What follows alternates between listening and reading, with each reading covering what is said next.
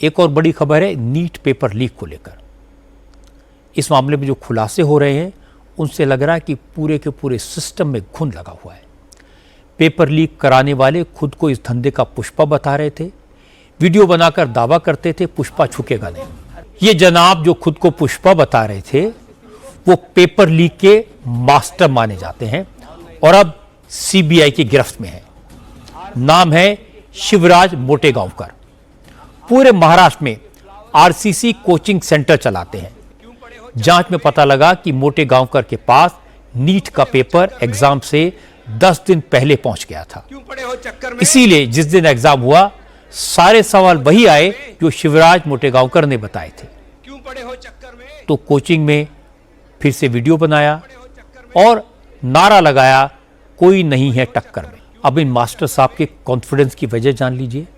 जांच में पता लगा है कि शिवराज मोटेगांवकर का नेटवर्क तगड़ा है, इसलिए वो पूरे कॉन्फिडेंस के साथ पेपर लीक कराता है। इसके कोचिंग इंस्टीट्यूट के बच्चों का सिलेक्शन ज्यादा होता है, इसीलिए इसका बिजनेस 100 करोड़ से ज्यादा का हो गया है। नीट पेपर लीक के मामले में जो लोग महाराष्ट्र से गिरफ्तार हुए हैं उन सबका कनेक्शन शिवराज मोटेगांवकर से निकला। पता लगा कि शिवराज मोटेगांवकर तक नीट का पेपर केमिस्ट्री के रिटायर्ड लेक्चरर पीवी कुलकर्णी ने पहुंचाया। पीवी कुलकर्णी ने कुछ साल तक आरसीसी क्लासेस में कोचिंग दी थी। पीवी कुलकर्णी एनटीए से कनेक्टेड था। नीट का पेपर कुलकर्णी ने सेट किया था। पुणे के कॉलेज में बॉटनी की टीचर मनीषा मंदारे भी एनडीए के पैनल में थी और वो ट्रांसलेटर का काम करती थी। नीट का पेपर मराठी में ट्रांसलेट करती थी। मनीषा पंधारे ने बायोलॉजी के क्वेश्चंस लीक किए और इसके बाद शिवराज मोटेगांवकर के कोचिंग सेंटर के जरिए बड़े पैमाने पर पेपर के सवाल बच्चों को रटवा दिए गए। एग्जाम से एक दिन पहले शिवराज मोटेगांवकर ने स्टूडेंट्स को रात 11:30 बजे तक रिवीजन करवाया और कहा उसके पास गॉड गिफ्टेड पावर है। कुछ सवाल उसके सपने में आए थे जो कल के पेपर में आने वाले हैं। 3 मई को नीट का एग्जाम हुआ। परीक्षा में वही सवाल आए जो शिवराज मोटेगांवकर ने कहा उसे सपने में आए थे। ये समझे लीक पेपर से बनाए गए थे। लेकिन आरसीसी कोचिंग सेंटर के टीचर कहने लगे शिवराज मोटेगांवकर का भगवान से डायरेक्ट कनेक्शन है। उन्हें सपने में ही पता चल जाता है कि कौन से क्वेश्चन एग्जाम में आने वाले हैं। अब टीचर तो कह रहे हैं कि शिवराज मोटेगांवकर का भगवान से डायरेक्ट कनेक्शन है, लेकिन महाराष्ट्र सरकार के मंत्री संजय शिरसाट का दावा है कि पेपर लीक कराने वालों के भगवान से नहीं बल्कि नेताओं से कनेक्शन है। संजय शिरसाट ने कहा कई नेता इन कोचिंग क्लासेस में एडमिशन के लिए स्टूडेंट्स की सिफारिश करते हैं। कोचिंग सेंटर चलाने वाले इसके बदले में नेताओं से कनेक्शन जोड़ लेते हैं और बाद में यही नेता इन लोगों को बचाते हैं। देखिए, ये जो क्लास चलाते हैं इन सब के पॉलिटिकल कनेक्शन ये लोग रखते ही रखते हैं।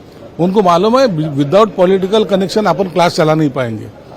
वजह ये होती है कि ये जो स्टूडेंट्स है ज्यादा पैसे लेते हैं और वो जो पैसे लेके अपना जो कार्यक्रम करते हैं वो टाइम कोई तो भी सपोर्ट में होना चाहिए, ये उनकी सोच रहती। और पॉलिटिकल लोगों को ये पता नहीं होता, वो लगता है कोई किसी बच्चे को अपन चिट्ठी दे दिए तो 10-20 हजार रुपए कम करता है तो चलो अच्छा आदमी है, लेकिन उसका जो इफेक्ट है गैर फायदा उठाते वो लोग पॉलिटिकल कनेक्शन का। वहाँ उसका गैर फायदा उठाते हैं। लोगों को तकलीफ होती है, बच्चों को तकलीफ होती है और फिर ऐसे मैनेज करके हुए पेपर निकलते हैं और बच्चे जो सही मायने में मेहनत करते हैं वो फेल होते हैं और जो ज्यादा ये नहीं करते वो पास हो जाते हैं। लेकिन क्या पॉलिटिकल लोगों को ऐसे लोगों को संरक्षण देना चाहिए या कार्रवाई करनी? बिल्कुल देना नहीं चाहिए। अब तो कोई पॉलिटिकल इनको सपोर्ट भी नहीं करेगा। इस मामले में नेताओं का क्या रोल है वो तो जांच के बाद कंफर्म होगा, लेकिन अब सरकार की कोशिश है कि कम से कम 21 मई को होने वाले री एग्जाम में कोई गड़बड़ी ना हो। इसलिए आज शिक्षा मंत्री धर्मेंद्र प्रधान ने हाई लेवल मीटिंग की।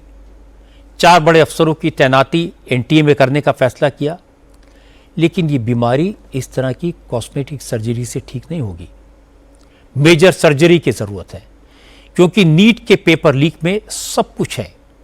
टीचर्स की बेईमानी, बदमाशी और बेशर्मी, कोचिंग चलाने वालों का लालच और धोखाधड़ी, एनटीए की नालायकी, बेकसूर स्टूडेंट्स को बेबाक की सजा, पेरेंट के पैसे और टाइम की बर्बादी का दर्द। हर रोज होने वाले खुलासे बताते हैं कि सब कुछ खुलेआम हो रहा था, किसी को पकड़ जाने का डर नहीं था। जिन्हें पहरेदारी का काम दिया गया था वही लुटेरे बन गए, इसलिए पूरा का पूरा सिस्टम सड़ गया है। कहा है कि हर शाख पे उल्लू बैठा है, अंजाम गुलिस्तां क्या होगा। इस पेपर लीक की बीमारी को जड़ से खत्म करने की जरूरत है।